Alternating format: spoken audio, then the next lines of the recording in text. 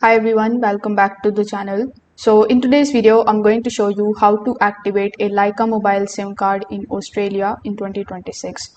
Now, first of all, before you even begin, you need to make sure that you have Lycamobile SIM card and a compatible phone, and also you need to have a photo ID ready.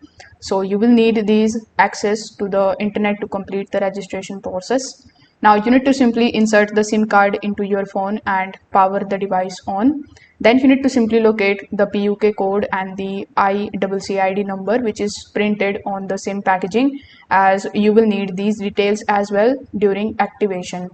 Now, once you have all of these things ready, you just have to simply open your web browser.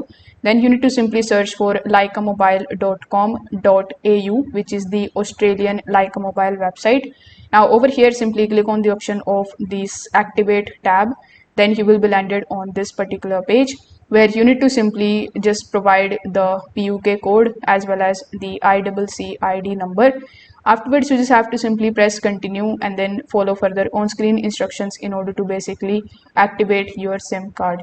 Now, once the activation is confirmed, you just have to restart your phone and allow a few minutes for the network connection to appear.